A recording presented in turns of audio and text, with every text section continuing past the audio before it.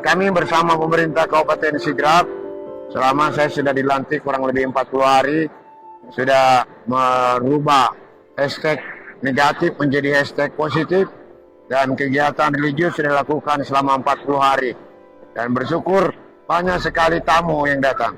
Tapi saya merasa sedih dan agak terganggu, kecewa saya dengan adanya kegiatan seperti itu. Nah, jadi saya sudah instruksikan kepada seluruh jajaran yang memiliki kewenangan di situ untuk amati soal izinnya, amati soal kelengkapannya, dan saya sudah minta Satpol PP untuk melakukan penertiban peraturan daerah secara tegas dan tanpa pandang bulu. Tanpa pandang bulu.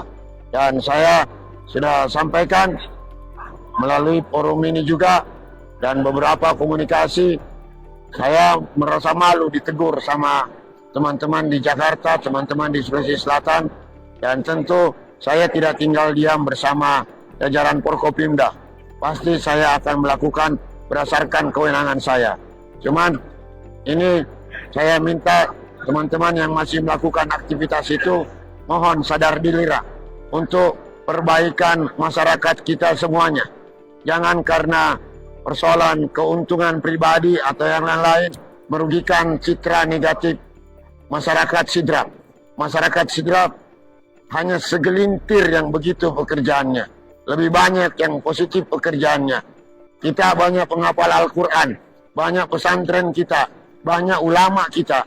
Jangan perbuatan sedikit merusak semuanya.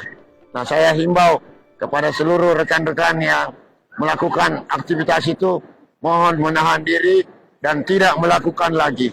Saya akan berdiri tegas untuk memperbaiki citra positif Sidendeng Rapang ini.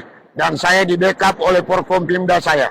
Forkompimda saya bekerja 24 jam untuk membantu saya dalam melakukan hal yang baik di Sidendeng Rapang.